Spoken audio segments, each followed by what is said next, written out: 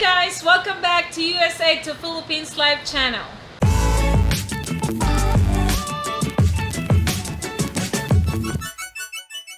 Hey guys, welcome back to the USA to Philippines Live channel with me, your host Mike. Yeah, it's been a while since we did a horizontal video that's greater in length than 60 seconds. I felt it was time, so here we are.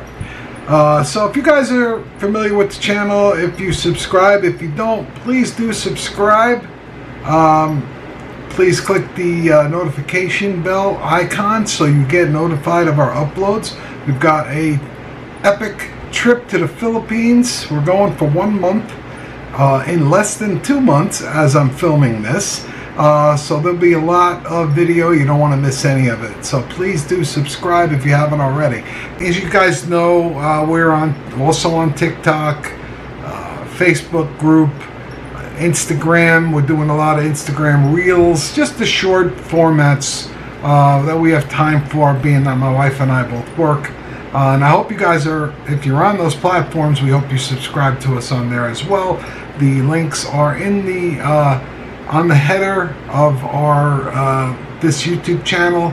You can find those links to those platforms there, and we hope you guys will follow us there as well. I'm getting asked some questions from American guys that are in process now with their either fiancés or their Filipino wives.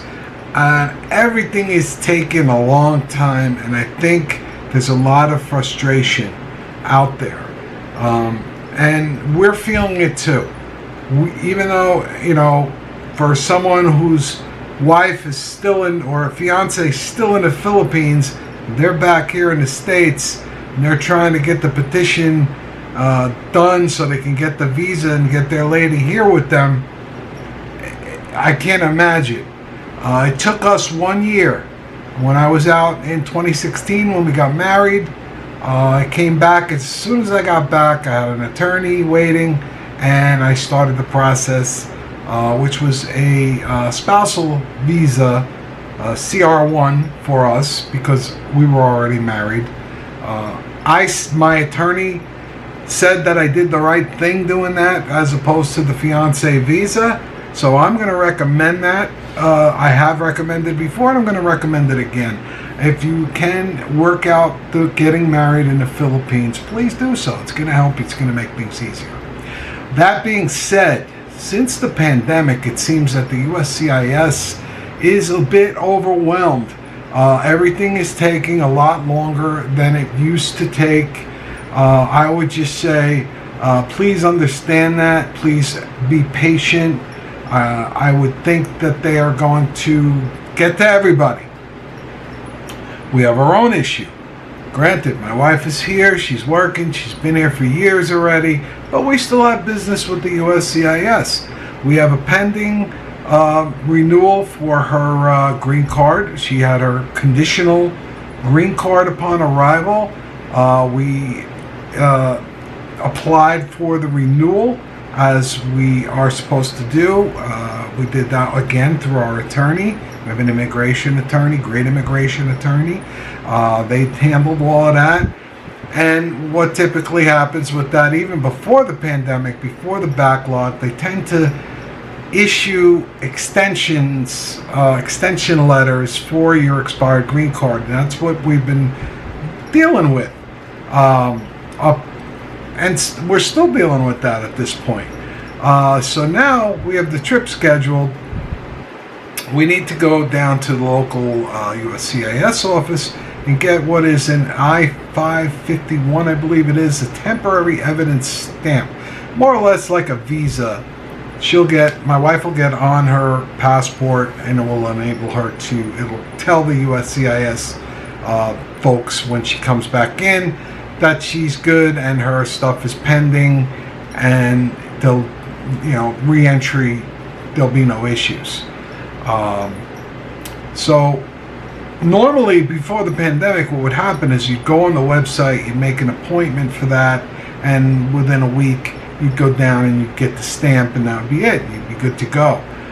In our case, the attorney advised us to do that. However, we had to go to New York to renew my wife's Philippines passport, which again, if you're a subscriber to the channel, you saw the videos we did documenting both of those trips out to New York, which is very close to here, but it was still an outing and a small adventure getting out there.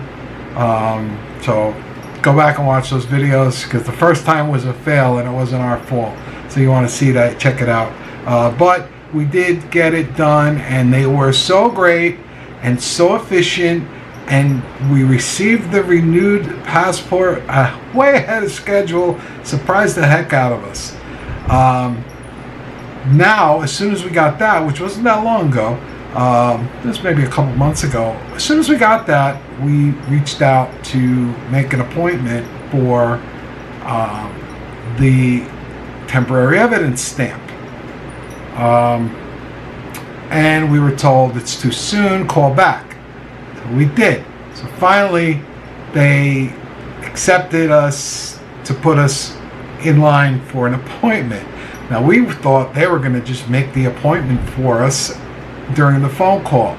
Not the case. We were told someone will be in touch with us within 30 days, and at that point they'll make the appointment with us for us to come down and get this stamp, which just takes a few minutes, I believe. It's a very quick appointment. So we did that. A month went by, and a month to the date, we didn't get the phone call. We got an email that said, please continue to wait. We thank you for your patience, etc., etc. Please do not call, or you run the risk of being put at the end of the line. So bottom line is, if you're dealing with the USCIS for various issues and you're getting frustrated, we're dealing with it too. Granted, my wife is here. That's a big deal, but we're looking to travel there together. And without this stamp, I may have to reschedule the trip. I don't think that's going to happen. I don't think that's going to be necessary. From what I read, if it's within 30 days of your flight departing, that changes the situation, and they'll prioritize your appointment, which we were not at that stage when we called, so that's why we're doing we're playing the waiting game with them. Although my wife is ready to call, I'm trying to hold her off for another week or two till we get closer to the trip, and then call. And I believe then they'll let us. I think within the next week or so, we're going to get the appointment. But I just wanted to make this video just to tell everybody that if you're dealing with them right now, they're overwhelmed. From what I read on the website, they had staffing shortages, budget cuts, all kinds of woes that were cited on the website. And I can relate. I'm in the healthcare industry.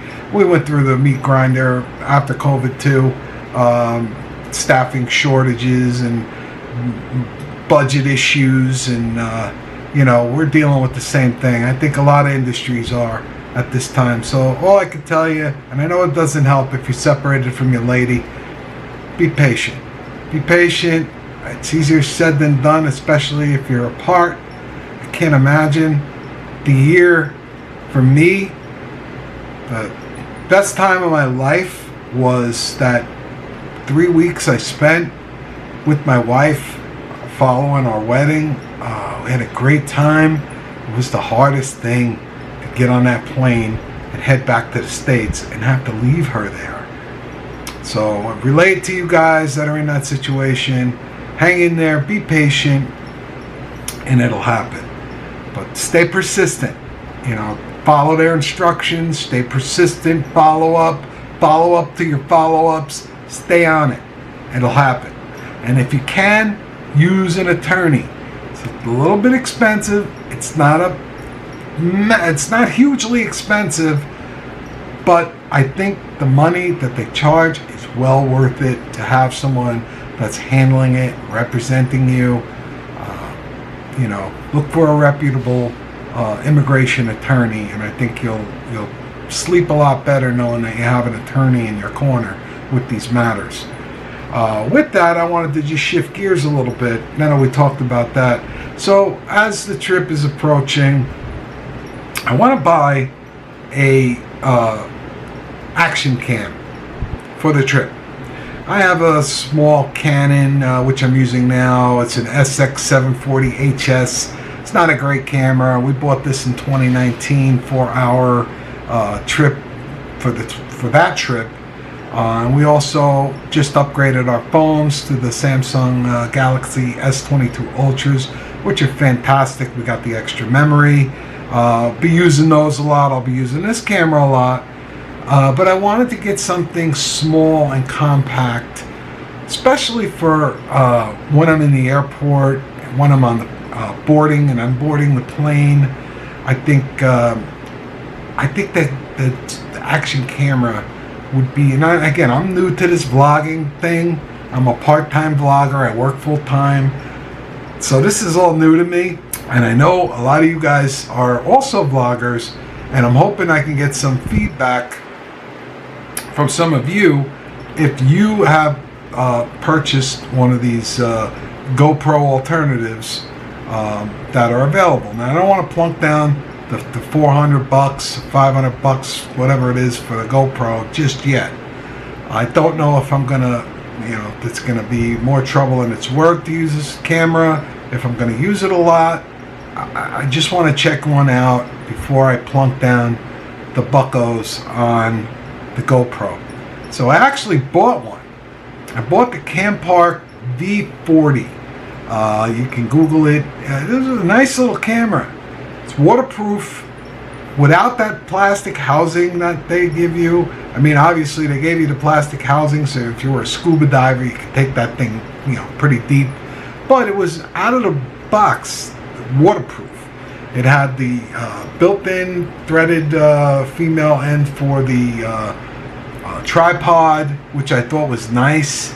You didn't have to put a mount on it or anything. I mean, all the features were there. I know they make a lot of trail cameras, Campark, and security cameras, so it felt like it was a good deal. I did it on Prime Day. I think with the tax and everything, it was only $126. It's a 4K camera. I went for it. So the camera came. Long story short, couldn't get it to work. Did everything they said. I was back and forth with the tech support for Campark. They were great. They got right back to me. More or less told me, hey, return the camera, get another one. And that's what I did. And it was through Amazon. They sent the camera out. I had the replacement in a couple days. Same thing. I tried different SD cards, smaller ones in size, made sure they were class 10 U3. When I do get the camera, I got plenty of micro SD cards now, but it wouldn't work. So it came down to a firmware issue. Apparently the version firmware, and it was two cameras with the same firmware, was from 2020. Could not get them to work, and from the tech support folks, they said it was a defective firmware and they weren't able to update it. So I sent the second one back for a refund. I'm waiting for the refund, at which point I'll purchase another camera. Looking at the Akaso Brave 7 for any of you guys that are camera guys or have any experience with these sports cams, action cams. It looks like a good one. The external microphone looks a little questionable. I thought one of my subscribers said something, or they posted a video. I think it was the DJI Osmo. That's a little bit pricey for me. I think that I really don't want to spend that much yet, but I'm curious if any of you that are vloggers, or maybe not, maybe you guys just use the camera. If anybody has an experience with these action cam GoPro alternatives, I'd love to hear it in the comments. So I haven't bought another one yet. I'm kind of waiting, and I'd love to hear any feedback that any of you guys might have. So that's about it for today. Gonna wrap it up. So thanks for checking this video out. If you liked it, give it a like. Share it with somebody who might be dealing with USCIS right now and getting frustrated. Don't forget to hit the notification icon if you're new subscriber, so you get notified of all the uploads. As I mentioned earlier, we got the trip coming up. Also, we are booked on the world's longest flight, Singapore Airlines, New York to Singapore, 18 hours and 50 minutes in premium economy. Looking forward to showing you guys what that's all about. It'll be our first trip report. Kind of excited to do that. And Changi Airport, Singapore, going to spend some time in there. We got about 8 hours on the ground in Changi Airport. And then we're on to Manila. When we get to Manila, we're thinking about taking a ship from Manila to Iloilo. I think it's about 26 hours, 27 hours. They have stateroom, beautiful rooms on the boat. It's kind of like a mini cruise. We're thinking about doing that. I may do another video and talk more about that. So if you guys have any experience with the ferry services, inter-island ferry services in the Philippines, throw that in the comments too, because I'd like to hear that. But anyway, thanks for stopping by. As we always like to say here at USA, the Philippines Life channel, wherever you guys are in the world, stay well, stay safe, stay blessed. And we'll be back soon with another horizontal video that's longer than 60 seconds. Appreciate you guys watching, especially if you guys watch to the end. Thanks, take care, and God bless. Thank you for watching. Salamat po.